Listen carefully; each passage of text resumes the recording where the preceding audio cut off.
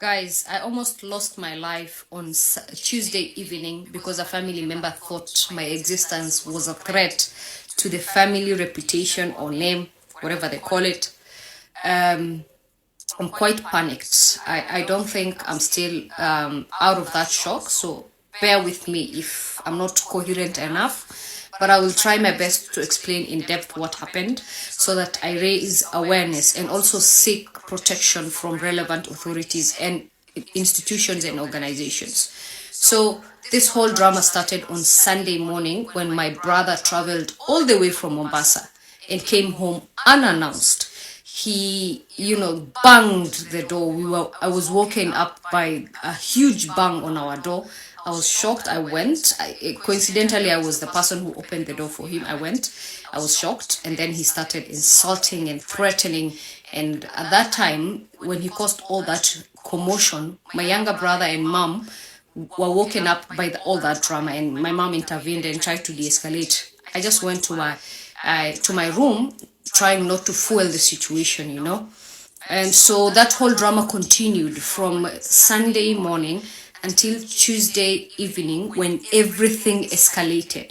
So this is what happened, and that's the night I almost lost my life. I saw my life flash in front of my eyes.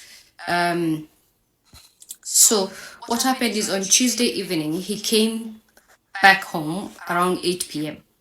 At the time, Mom and I were only, the people in the house. And so he came, he ate dinner, and while I was in my room reading a book, I could hear commotion and him yelling and quarreling Mom.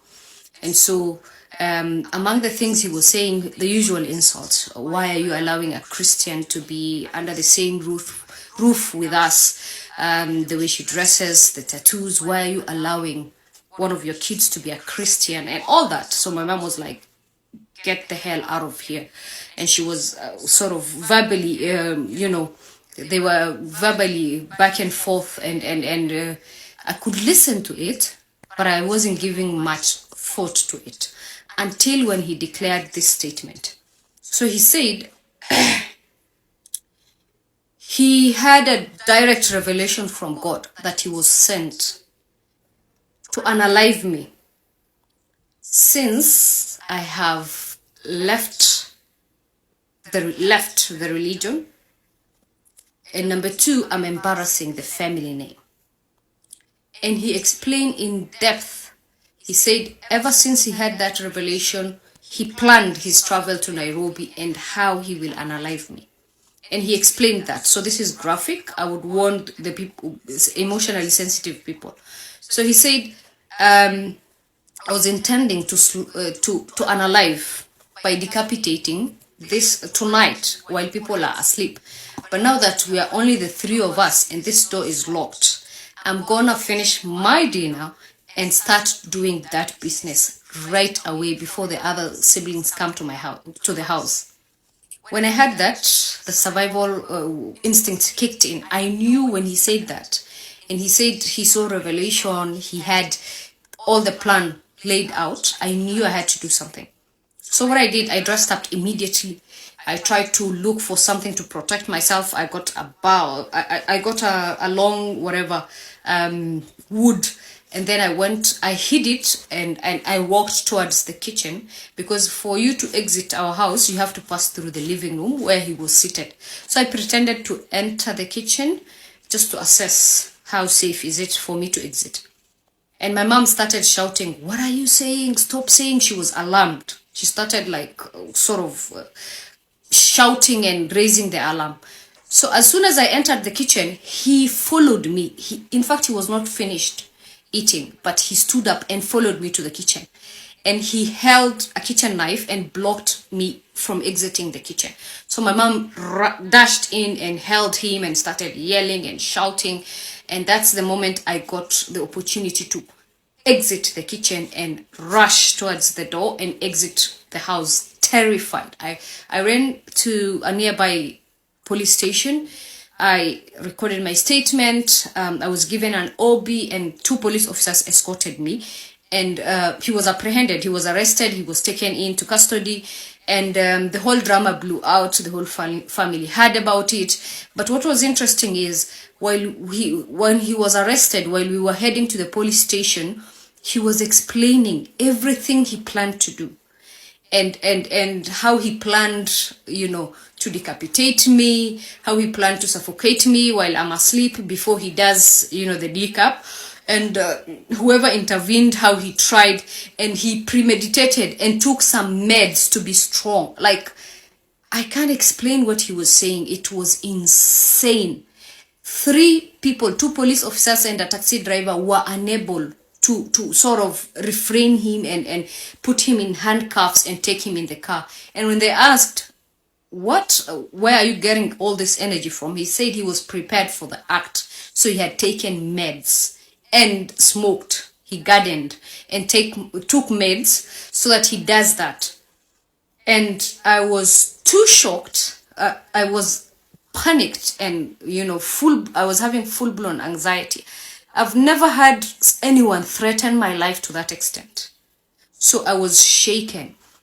When we were heading towards the police station, he said so many things. It clocked, like he had the plan, he had the intention, he planned everything.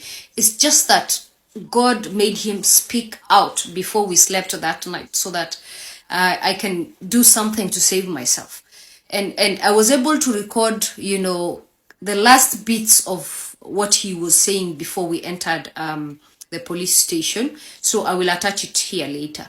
But the reason I'm sharing this is it's insane that people are in support of what he was planning to do, and some family members are trying to push for me not to take him to court, for me not to use the legal process. They want him released, and they don't see the real threat he is to me and anyone he perceives as a Christian, because he was saying God has sent him to whoever is not of the same faith, a Muslim, as him. So I'm sharing this to raise awareness. I will loop you in. Whatever happens, I will not relent. I am intending to take him to court, and I want him to be example for anyone who is thinking about the honor unalivings of whoever is different from their family members. I want him to be the example so that we prevent future people who think they can do whatever they wish in Kenya. Number 2, I've contacted so many organizations that can deal with this kind of issues. I've not gotten an affirmative response. So I will request everyone, whoever sees my video, please and please and please, I need protection, I need psychological help, I need support in this, because the people in the family are not in support of this. I'm all alone fighting this. So I request whoever sees this, kindly tag anyone or any organization that you think will be of help to me, so that I take on this fight. And I don't care the ties that I will lose, so long as I will ensure I take off one dangerous person off the streets. That will be an honor for me. I thank you all. I will loop you in when I'm called in court. I'll also be sharing all this. So walk with me, support me.